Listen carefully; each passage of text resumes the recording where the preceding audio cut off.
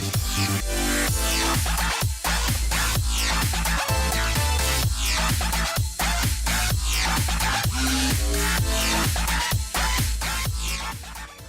guys, welcome back to Kaostv's live coverage of the US Challenger Series number 5, day 2, best of 3 to game 2. It's all the 2s today. It's going to be Animate facing off against Absolute Legends. If you just joined us, Absolute Legends were looking strong for large chunks of the first game, but actually Animate came out on top after a Baron. A beautiful Baron steal as well. Honorable mention to Shaka for making that reality and actually pushing forward and making big plays for his team. I met this joined by Dignitas Stress, and I believe he just said he was back a second ago. Are you here, Stress? I am back indeed. Hello. I just managed to get here for the Champion Select, and we're actually seeing a Diana ban out here, so a little bit of a change up from the first game, if I remember rightly. The rest are the same, Zac, Zed, and Thresh. Back over to Animate again, and I'm just trying to remember back to last game. Do you think there are going to be any bans directed at either team? We've just had Twisted Fate banned out, who wasn't played in the previous game. But do you think we're going to have any directed bans coming out from Absolute Legends here? I'm actually not too sure. They could ban out Orianna. I'm not. Again, I'm a little bit behind you guys because I am on the stream. I guess they could look at Orianna, but I guess that is kind of a circumstantial pick rather than anything. They will ban out Lissandra again, and straight away picking up Elise out of the well, what I'm going to assume is the jungle once again for Shaka. He did have a good game in the last one. I keep wanting to call him Shaco. I don't know why. It like keeps going through my mind every time I see his name. But why not go for Elise again? He did such a good job last time, as I said, with the Baron Steal. You are going to have Shen potentially again here for Absolute Legends. Adamna played him last time at top. Didn't do too bad. I mean, really, there wasn't a great deal he could do. Stand Unite was maybe a tiny bit too late in the Baron fight, but apart from that, I can't really say anything that stuck out to me. High Switch last time around was playing Jarvan, if memory serves me correctly, so I'm not sure if he's going to be going for that one again. It is, of course, available to him, and he has 5 seconds to decide, so let's just have a quick look. It looks like we're going to be having the volley bear Stress, and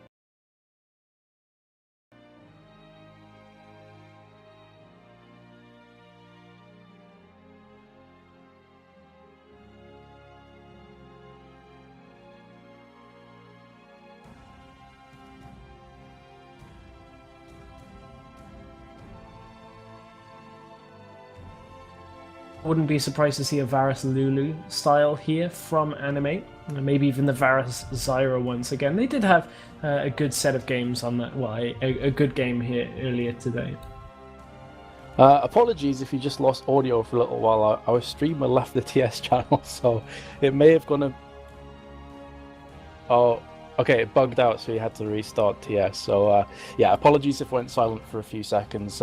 We do have maybe a Mundo pickup Stress. Now, again, I don't think we've seen Mundo thus far in the US Challenger Series, but it's pointless talking about that anyway because they have just switched over.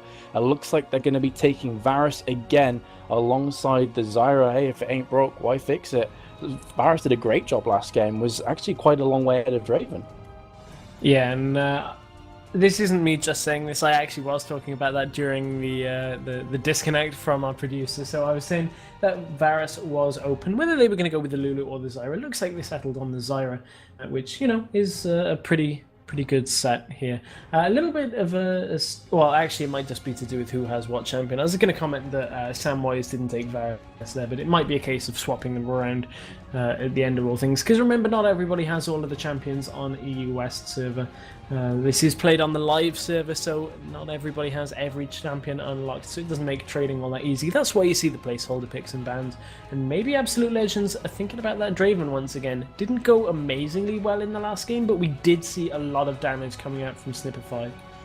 Yeah, I mean, that's a lot of people ask us why are the placeholder picks are not in the LCS. Well, that's because LCS is on tournament line, and we're not playing on that right now. So that's one of the reasons why we do have a Draven and Leona lock in here. So not really going for the Lulu this time around. Last time around, of course, it was Lulu and Draven. They did a good job at top lane. They took the top tower first. They got first blood in that respect. But maybe feeling like the Solar Flare from Leona can just give a bit more control in team fights. If you can pop that on top of Varus, then jump in with the Zenith Blade and try to really be a pain in the backside that you can try and lock the Varus down. We are back over towards Animate again. And while we're waiting for these picks, again, I don't think we've seen a great deal of Leona.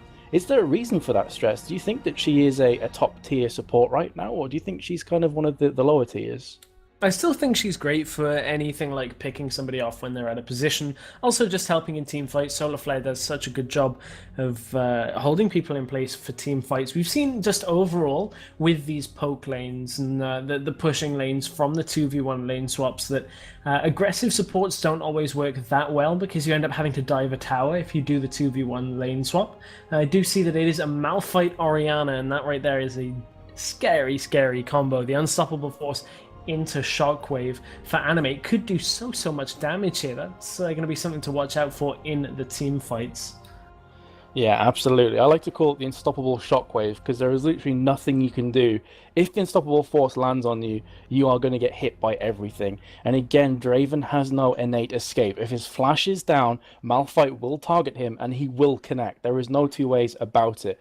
The only good thing about this, though, is that they're putting so many eggs in that basket that if the Malphite and Orianna combination doesn't nuke down Draven instantly, they can actually reply very well with their lineup. You have the Leona Shockwave who can then, because everyone's basically in a claustrophobic environment anyway, it's going to allow her Solar Flare to hit more targets. You then got Draven's just inane damage, and his standard side is going to disrupt everybody. Shen's Taunt, Volley Bear, well, we all know what he's capable of doing, just running around, clawing everyone to death.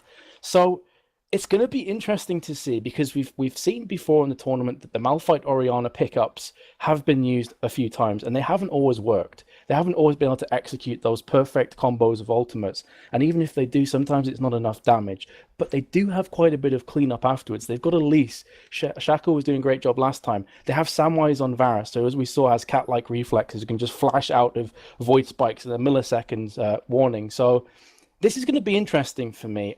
Two compositions that actually I feel play pretty well against each other. Yeah, there's one little aspect about the Absolute Legends composition which might stick out a little bit. Nidalee, normally a champion we see in poke setups, not really the most poke-oriented setup from Absolute Legends, but Bano is a very good Nidalee player, one of his top champions, and that is why we've seen him default, maybe feeling a little uncomfortable in the last game. We are heading through the delay period, guys. We're going to go to a very short break before we begin the game, just as the delay period goes on the loading screen. We'll be back in just a couple of minutes with game number 2 between Animate, Esports, and Absolute Legends here on Kaostv.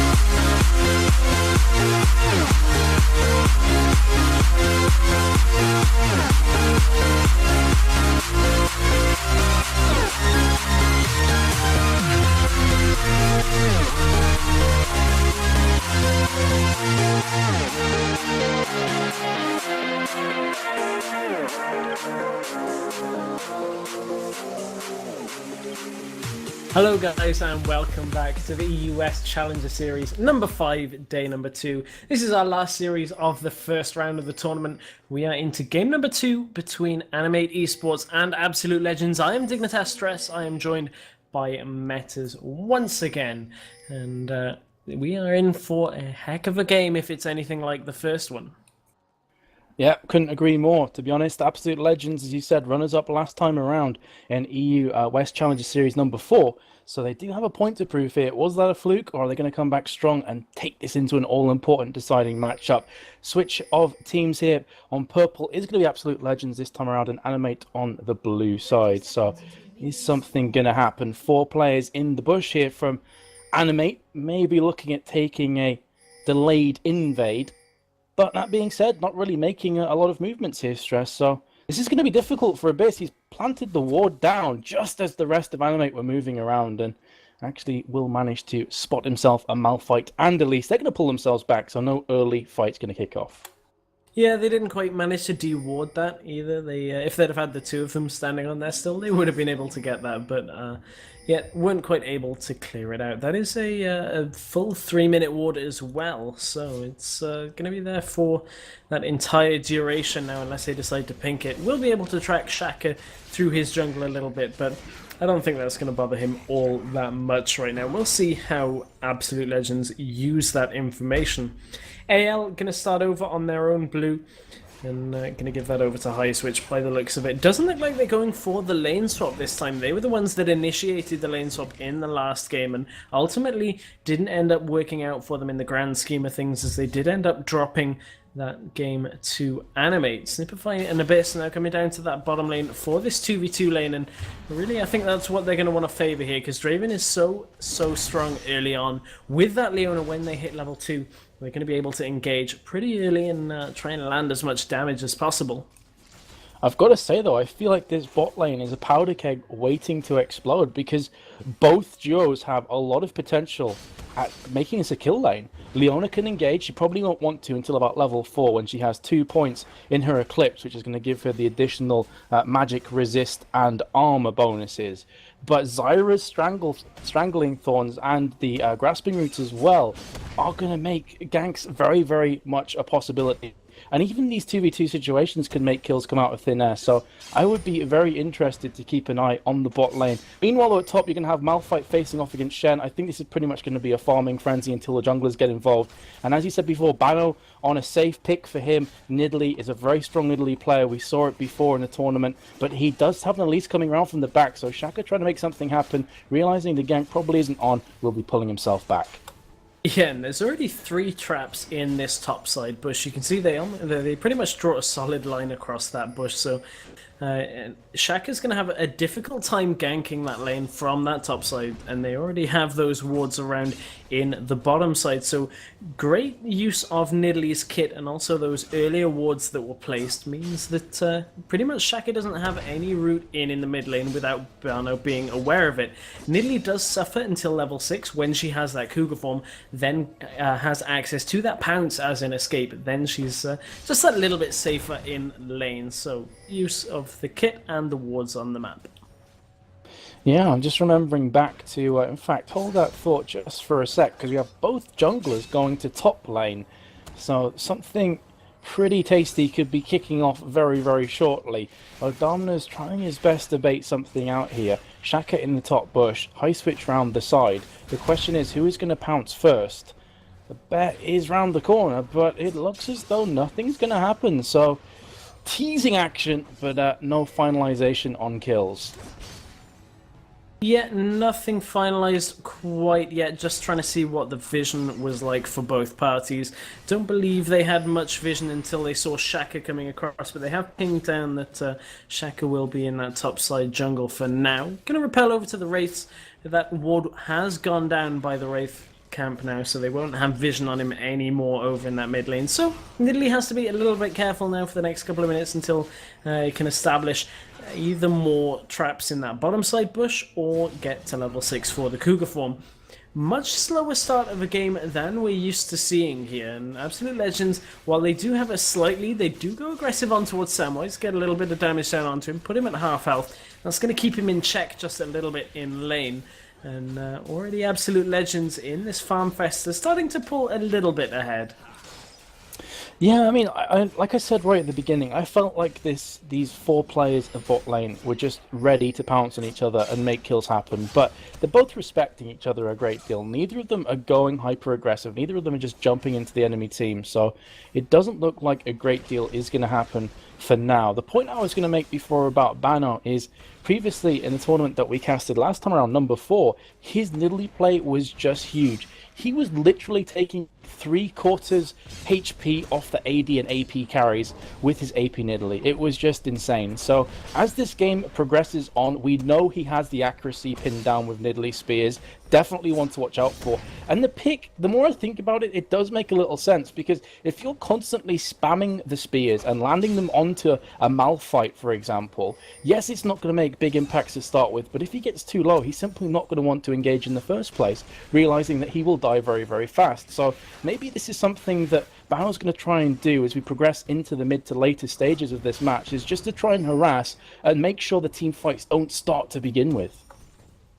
Yeah, as you said, going to be able to just chunk them down with those spears and pretty much deter them from the team fights before they even get initiated. It's going to be difficult to stop Shaka from engaging as well, especially on top of the Unstoppable Force and Shockwave.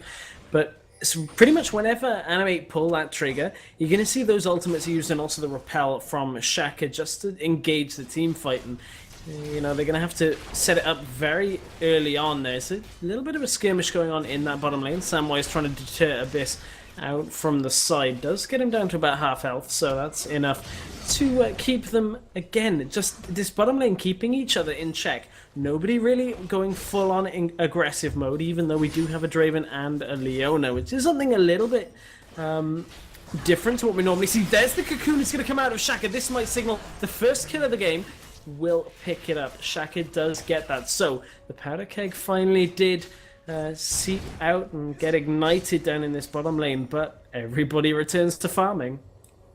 Beautiful flash initiate from Akamez there on Xayah, flashing in, landing the grasping roots, and then following that one up is Shaka and Draven. Another thing as well, which makes me think that Bano's Nidalee pick is actually really quite nice, is the fact that a lot of people just completely forget that Nidalee does have a heal that gives an attack speed bonus. So you have a Draven. If Draven can get some big items on him, the attack speed bonus going into the latter stages of the matchup can be the difference between them actually winning a team fight with their AD carry going colossally huge or actually losing. Plus, on top of that, the heal. If they hard engage onto Draven, then Nidalee heals him back up for half of his health. He can survive through that massive burst damage that comes in. So I really like the pickup of Bano, actually, the more I think about it. And he's doing a pretty good job in mid at the moment as well. He's just slightly ahead of Orianna. Tried to get the steal on blue, but it hasn't been started just yet.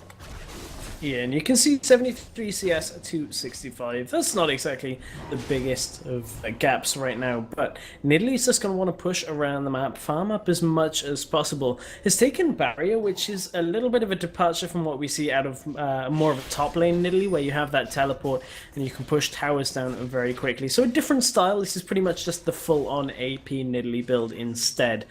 So while she will be farming up, maybe not going to get quite as much as one of the split-pushing style Nidalees that we're kind of expected and used to seeing out of teams like CLG, for instance. But Shen is starting to push on towards that top lane up in there. Shen hasn't actually gone back yet, only has a rejuvenation bead. Has to be careful, carrying 2.1k gold. There's the Unstoppable Force, and the repel's going to come in. Flash burn. Cocoon is not going to hit. Will he be able to put down the damage? Actually, flash forward. Vizic will pick that up with the ground slam. So Shen getting a little bit greedy, overstaying his welcome in lane to push it out just so he could go back. Ends up getting punished for it.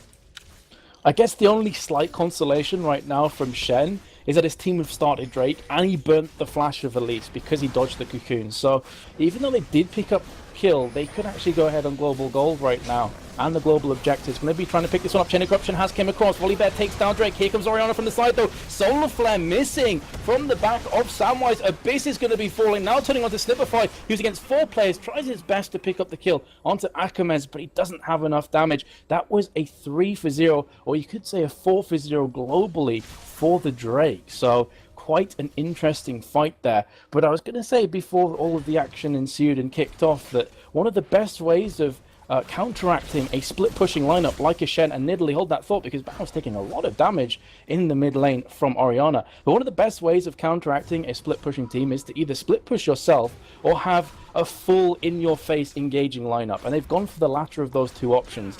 If Shen or Nidalee are basically just farming towards the top or the bottom lanes, they can hard initiate and make it a 4v5. Shen, even if he pops his stand Unite, may not even get there because the damage will just be way too much. So again, that's one to watch out for. Shen typically likes to split push. Malphite typically likes to fly unstoppably into your face and cause lots of pain. So that's going to be a turning point, I feel, as this game progresses on.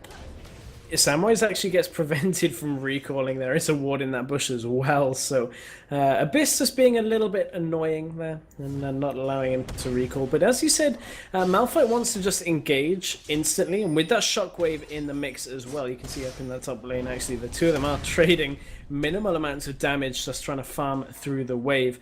But when they do engage, Stand United takes... it's got that channel time. It's going to take a few seconds for Shen to appear. And there's going to be so much front-loaded damage coming out from Animate that the team fight might even be over by the time that Stand United completes the channel. You're probably going to look at having one or two members of Absolute Legends already dead by the time Shen appears.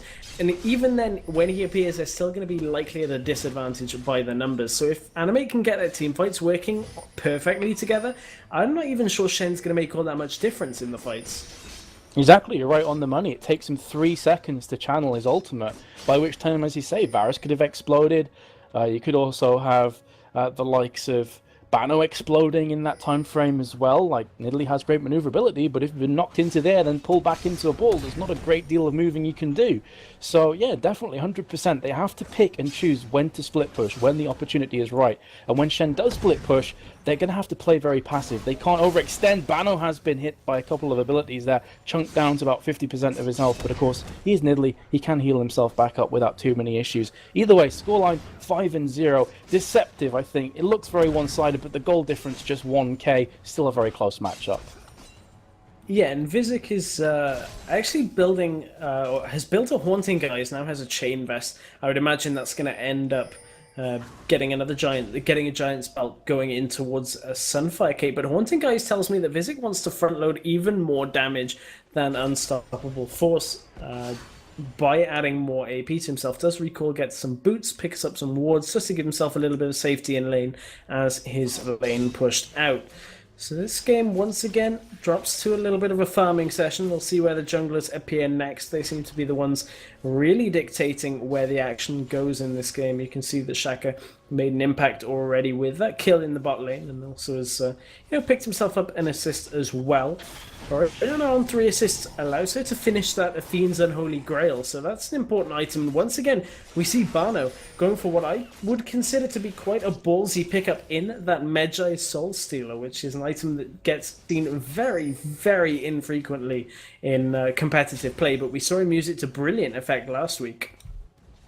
Exactly, I was about to raise the same point before you went ahead and mentioned it, and we were kind of questioning it last time. In fact, we could have a massive engage kicking off here. Shen Stand United has been popped down along with the Stranglethorns. Volibear just going really aggressive. Shaka is already dangerously low health, will be falling. Varus from the backside though, popping the Chain of Corruption. Here comes Shen, taunting in, popping down the Ignite as well. Barrier has been used though. Bano's going to try and make something land. Flash in from Draven, ballsy play from Snipify, but he has been rewarded for his aggression, picking up the kill onto Varus. Now going to be trying to chunk down this tower, and indeed will do so. So it was a 2-for-0 exchange, plus a tower on top of it. They need to be a slight bit careful though, because they have Orianna pushing mid and Malphite pushing top, although Malphite is not the strongest tower pusher in the world, so Shen should be able to get there. But if you have a quick look at Absolute Legends, they're pushing this second tower down very aggressively as well, so that was a huge team fight for them to pick up. Yeah, and they have 4 members at bot, so even seeing Orianna still in the mid lane, I would wonder whether they could have even maybe looked to push even further. I guess that would have been a little bit of a risky play. They would have had to have been a little bit careful on where Malphite was on the map. Remember that Malphite does have teleport as well, so that's going to give them a lot of maneuverability around the map to deny that split pushing out of Shen, and also just regroup when they need to. If there is kind of an emergency situation, because remember, Animate are going to only look to team fight when they have all of their members there. They do not particularly want to engage a fight without all 5 of them, so they need to be able to regroup as fast as possible. They are going to give that blue buff over to Aquilon. That's going to allow him to keep his mana in check, also use his spells a little more frequently. Bano is trying to catch up on CS, does have that Medjay's, as we said, hasn't got any stacks yet since Nidalee is at 0-0-0. So a little bit of a slow game out of Bano, but looks like now that he's confident enough at about level 11 is heading out for the roam. They have Kuron down in the bottom lane to Samwise. Will they end up giving that? The spear will land. They actually I want to say they actually gave that to Bano there. They seem to just hold off on the damage and allow him to start stacking that Medjay's. Yeah, it would make a lot of sense to allow Nidalee to pick up the kills, because of course you get 2 stacks for a kill, 1 for an assist, and now they're going to be pushing towards the Drake. Not the AD carrying a lot of that damage and threat is out of the equation. They're going to go ahead and take the Drake down completely for free. Shaka isn't even going to attempt to steal that one out, even though he did have Smite up, but probably not worth it, would have died very, very quickly. So that time it was a Solar Flare that caught Varus out, very nicely placed from Abyss on top of his head pretty much, and that pretty much signified the end of his life. 2 and 2 and 2. He's picked up the Blade of the Ruined King once again. Draven on Bloodthirst, something we're seeing a lot of. Nidalee is flashing up though. In the meantime, in mid lane we have a skirmish kicking off. Oh, Malphite's got an unstoppable force in there. Beautiful play, flashing and then ultimating in. And now, suddenly, without their AP carry and without that constant poke damage, they're going to be trying to put some pressure down on towards the mid lane. And you also have to mention as well, every time Nidalee dies, she's going to lose some stacks. Yeah, that's something we didn't see last week. Last week, Nidalee got a lot of stacks, didn't get shut down until late on into the game. Now, Damna is actually going to taunt in. There's the Strangle Thorns from Zyra's going to knock them up under the turret. I don't think this was quite the right decision out of Absolute Legends, even though... well, no, they were a member down to begin this fight. I'm not sure why they'd engaged that, but looked like they just wanted to defend the tower. They've kept it alive, but they lost another member for it. Yeah, they lost Volibear.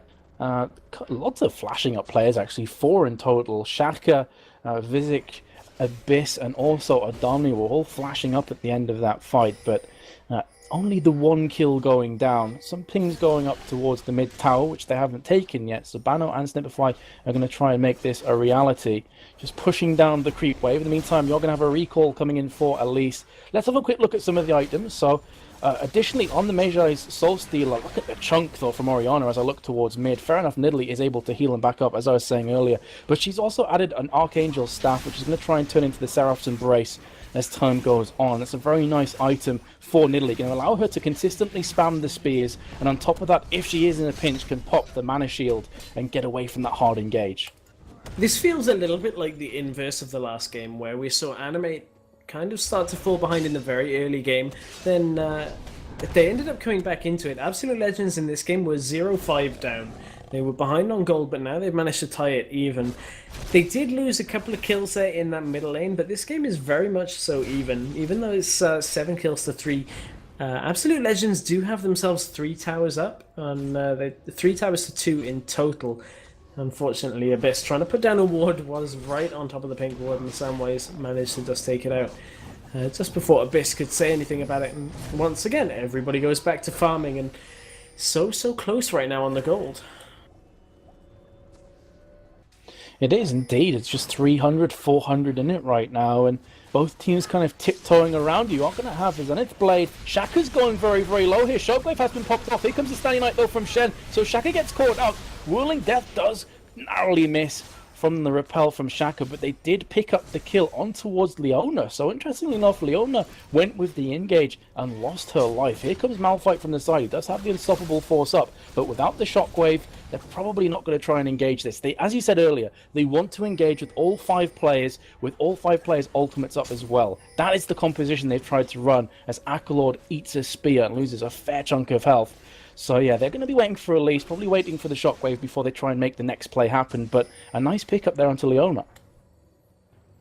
This build out of Bano for Nidalee, rather than going for the flat damage you'd assume that an AP Nidalee would get by building things like a Void Star, things like a Rabadon's Death Cap, she's gone for this Medjay's and then an Archangel Scepter, so she's gambling with her early damage that she's going to pick up the kills to stack the Medjais. She still does have a lot of damage, as you saw. It just did chunk Akulord for about a third of the health. But we saw before is that Changeless actually gets turned into the Seraphs, which is going to be a very defensive item to keep Bano alive. She's gambling that she's going to pick up the stacks on that Medjai Soul Stealer. Means that she's got slightly less damage than you'd expect right now. But if everything goes her way, it's going to start stacking up throughout this game and end up getting a lot more damage towards the end of the game. But still a little bit of a gamble out of Bano. Yeah, one of the good news, a piece of good news for Animate here is that when Elise goes into spider form, her spiderlings will actually be able to tank the spears from Nidalee. So that's another thing to watch out for. Watch out for Shaka trying to place himself in the way of those spears and to block them out with spiderlings as the game progresses onwards. Bano is going to go towards the top lane. Going to be trying to get some farm down. In the meantime, you have Shen waiting in the bush for Varus. I'm not sure that's a fight that he really wants, however. Varus does have the BF sword and the Blade of the Ruined King, as we mentioned earlier, so he's pretty damn strong.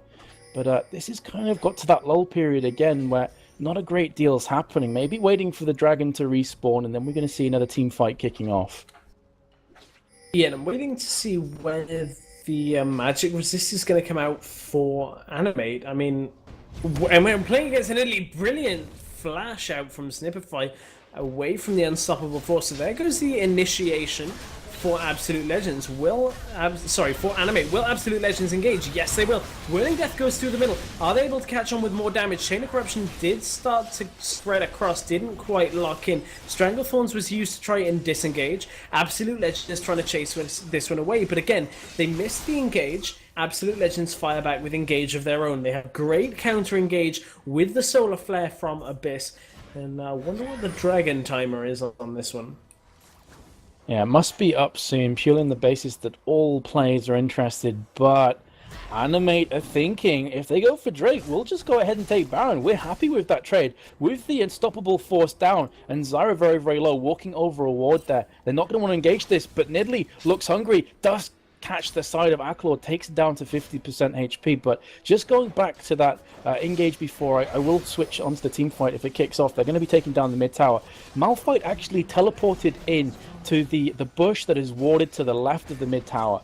And I'm pretty sure that Draven saw that on his map, that it was pinged to him, Malphite's coming in, he wants your blood. That's one of the reasons why I think Draven placed himself in such a good position, knowing that he's probably going to have to burn his flash, so it was very much telegraphed from Malphite. And it's what we were saying before, they don't want to engage on their own, they want to do a team comp kind of thing. Again, Akulord eats a spear, and it's so low, they probably can't engage this. This is what I was talking about before, this is what Nidalee wants to do, she wants to poke down one of the carries, and then make something happen. Standard side has been popped there, the taunt does slightly whiff, but it's going to ignite onto Akulord, forcing him away. Will pick up the kill, however, with the return shot with the ball. Now going to be engaging on towards Shaka, who's very, very low. Solar Flare goes down. Alchemist does land the grasping roots onto Abyss and Snipify, who are now forced to run away. Unstoppable Force comes out. Oh, the beautiful combo. The unstoppable shockwave landing pixel perfect and crushes 3 players in a heartbeat. And that's going to be the 4 for 0. What a beautiful combination that was. Incredible stuff. Yeah, Vizic just got that Unstoppable Force off cooldown, and they were looking for the right angle for it. There was a ward there, they saw them all stacked, bam, in goes the Malphite, shockwave on top of him. Can't dodge that, especially knowing that a couple of the flashes were down from that team fight as well. They'll also get the tower out of it. I'm not quite sure who ended up, it looked like Absolute Legends got the dragon for that, so they'll get a little bit of gold extra out of that engagement. But 12 and 3, 2,000 gold in the lead for Animate. Animate are looking pretty strong here. I love to talk and think about the mentality of League of Legends, though, because I honestly believe it is very much in your mind kind of game. And the fact that that combination works so strong is just going to breathe a new air of confidence into Animate. They're like, guys, this combo works. Just look what we managed to pick up last time. Yes, Nidalee poked Orianna down very low. Elise has gone very, very low here from Nidalee. He's going to be chasing after her.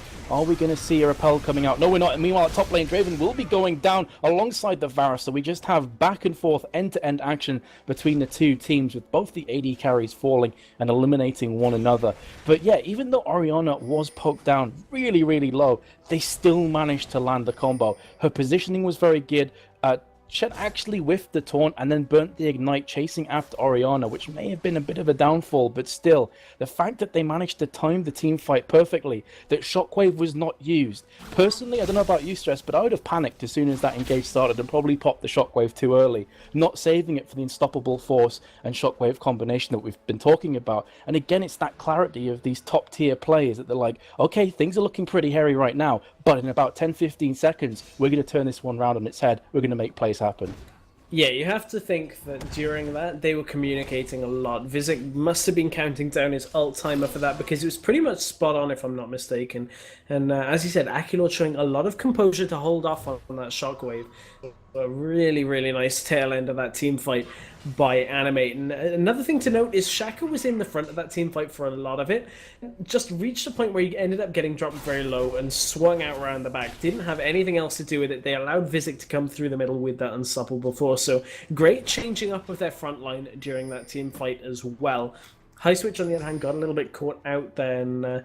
Tried to retreat, but wasn't quite able, as the rest of his team was retreating backwards with him. So ended up stuck at the front, ended up, I believe, falling in that engagement. You look, he is close to building that Aegis of the Legion. I'm assuming it's going to be a Runic Bulwark, because he has that double null magic mantle that will go. The second one will go alongside the Aegis of the Legion to make the Runic Bulwark. So they're going to try and defend against this AP comp, because it is heavily stacked with AP on the side for Animate. You look, Malphite has additional AP, Elise has additional AP, Orianna is very, very powerful right now with the amount of AP she has. And actually, we've seen somebody, Shaka did, I believe, take a fair amount of damage, might have been from a spear, didn't quite have that on my screen. And Animate now looking to pressure this top turret. Yeah, it was by a spear. I just caught that on the corner of my eye, and it's going to be a free tower. They can't really do a great deal to stop this from happening, and in the back of Bano's mind must be, I can't get too close to the tower, because as soon as that falls, they're going to look for the engage again. And this is the mind games that you have from this composition. Due to it working last time around, it's getting a lot more respect now from Absolute Legends, and that's been categorized. Bano has been caught again, very narrowly going down. Ignite is ticking down, but I don't think it's going to be enough. He's going to heal himself back up. Whirling Death has been used from Draven, but Nidalee will not be a factor in this team fight for at least the next 5 to 10 seconds. Meanwhile, Abyss is trying to make something happen. Tower has fallen. Solar Flare lands on Vizic and Shaka as well, but not on the AD carry. Snipify is being chased down as Unstoppable Force will land on top of him, but that is a 1-for-1 exchange. But the tower is down and the inhib too. Can they make a return play? Stand Unite on towards High Switch. Maybe the wrong target here. Potentially should have gone on to Draven, who's trying his best to make something happen. Shen will be picking up the kill though on towards Varus, so Draven's now going to be chasing afterwards Akamez. Akalord could make something happen. He's going to pop down Draven very quickly. Meantime, Zara goes down. Shen and Bano should have this one fairly comfortably. There we go. They will be picking up that kill. So it was an ace, but they lost the top tower. In fact, 2 top towers and the inhibitor on top of that. And honestly, I think Animate will be fairly happy with that trade. Yeah, the gold actually remained pretty even throughout all of that. So even though they got ace, as you said, I think Animate will be happy with that. Bano will be happy as well, though, because he picked up a couple of stacks that will get the ball rolling a little bit more from him. And we might start to see this Medjai's build start working out for him, because he's been stalled on building stacks for so long in this game that really I was starting to think that it was a bit of a risk too far for them. I mean, he's defaulted to the comfortable champion on Nidalee and seemingly likes to build Medjai Soul Stealer a lot, because we saw him build it last week as well. I guess it's just a stylistic thing, which is fine if you can make it work, but Animate stalled him out quite a lot on those stacks. And now Absolute Legends taking down the Baron. It's not dying all that quickly. They have to be a little bit careful. They are forced to disengage. High Switch is still trapped in the pit. Teleport is going to come out. I thought he might have looked to have gone over the wall with the Unstoppable Force. Actually, Animate are just going to take the Baron down for themselves. Absolute Legends start the Baron. Animate just swing in and take it with ease, and now Akulord is chasing on. They basically just gift wrapped that for Animate. They got it down to a quarter HP, and then High Switch flashed, and that was basically his Baron stealing tool taken away from him by himself. So he wasn't able to flash back in to try and smite steal, giving Animate the free Baron, and it's just gone from bad to far, far worse. They already have an inhib down that has been pushing, and now they have a Baroned up team knocking down their middle tower as well. There's nothing they can do from this. Bano is actually behind them. He's been spotted as well. He's just in front of some creeps, so they're completely split off here.